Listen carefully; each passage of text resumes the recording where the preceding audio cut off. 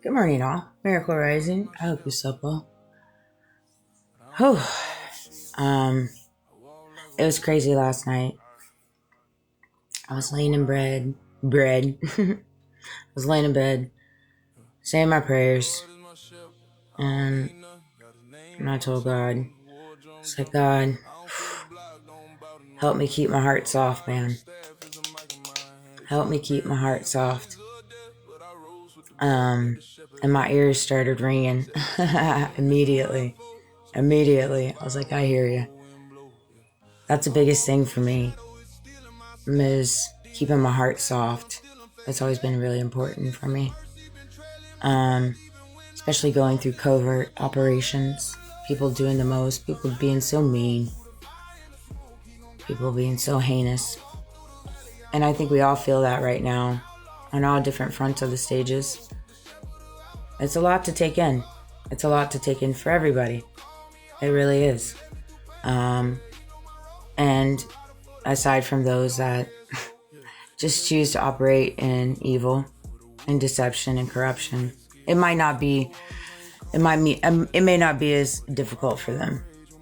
They may not care to carry a soft heart, because if they did care to carry a soft heart, I don't think they'd be doing and making the decisions they make. I'm venturing on a line here, but I don't think that they would. And so, it came to me.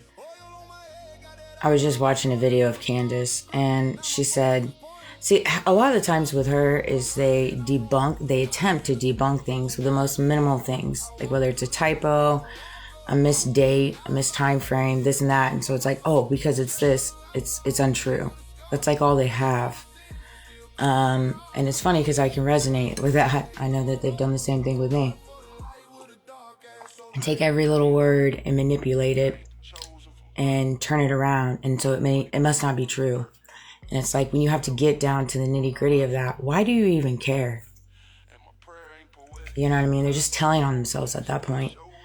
They really are. Not to mention, it's very easy to debunk things by just coming out and telling your truth. I mean, there's that thought too. Proving screenshots, proving why you did this, why you chose to make these decisions, why you chose to attack me, why you chose to jump in line. Like, just come out and say it. If you know the truth, you know the truth, so prove it. But they don't do that. No. And so it's one of those things. I just resonate so much with her, Charlie's story. And it's just, I think it's just really telling. I saw so many planes yesterday fly over me, circling me. I'm like, let me get these tail numbers. Let me get these to some peeps. But,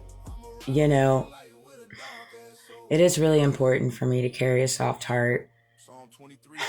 It breaks my heart to know in the amount of magnitude in reference to the amount of betrayal that I have been met with.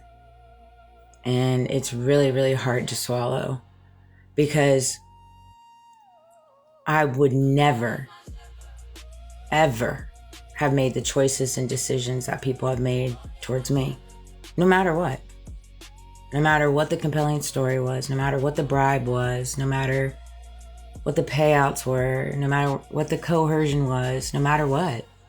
I just would have never, my conscience would have never allowed me to. And so it's really hard for me to understand how to put myself in their positions, because I just don't understand why somebody would make the choices and decisions they make. Those are just things I'll never understand. And it's just one of those things. But when I get to places like that where I am feeling upset or mad or angry, I always try to hone in on recognizing that being manipulated, singled out,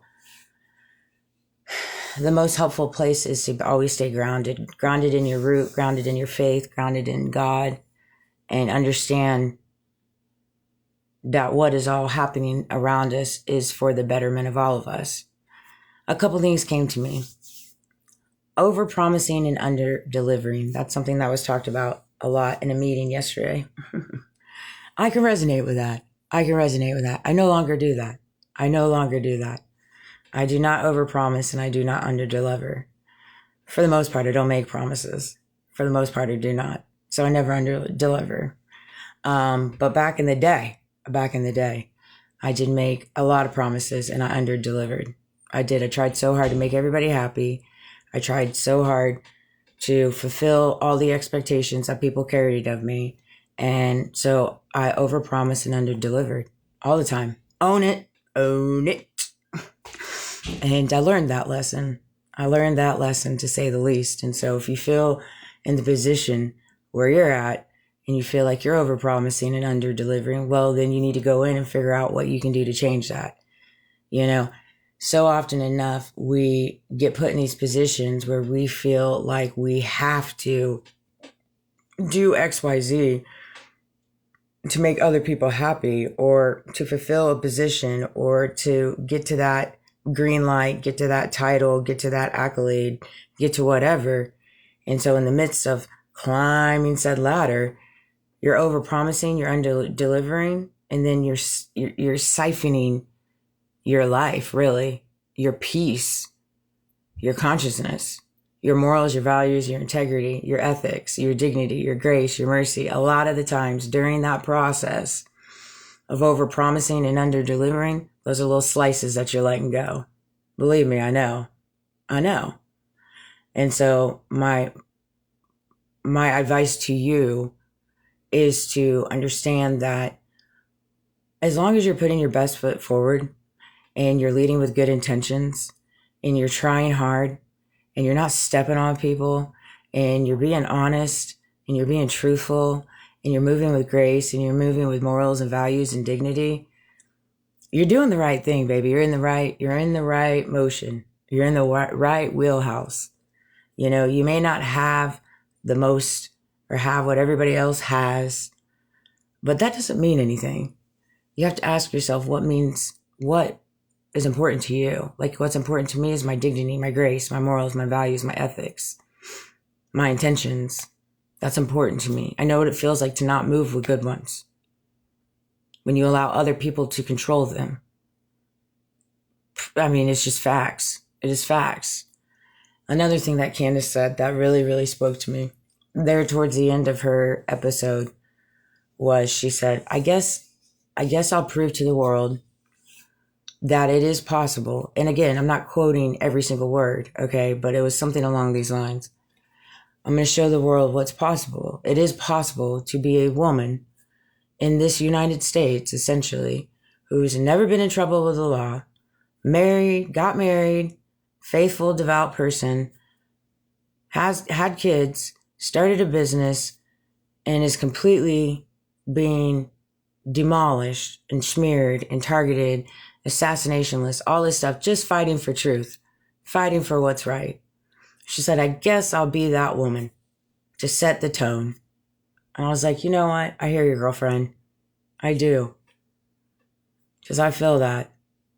I've gotten married and divorced, and that was, oh my gosh, yesterday I saw that the people came into my work that planned our wedding. Such a small town, I tell you guys. They walked in, I clocked them. Right as they walk up to my register, I'm like, what's up, guys? How you doing?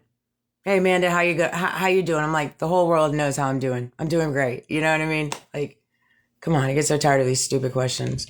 I didn't say the whole world knows how I'm feeling, but I'm like, I'm doing great. Let's move on. What we got going on here? What would you like? What do I need to help you with? You know what I mean? Like, it's just, I can't stand when people come in and they act as if they don't know, weren't a part of it, haven't met, you know what I mean? Like, it's like, okay. Again, to each their own, whatever. All right, recenter and purpose your day daily. This helps me tremendously, and I'm going to end on this. I got to get ready for work. What is still mine today? What is still mine today? Purpose cuts through noise. When you live by purpose, outside plots, real or imagined, lose their power to dictate to your spirit. I always set my tone. I always set my intentions for my day. You know, do my inner prayer, my inner meditation.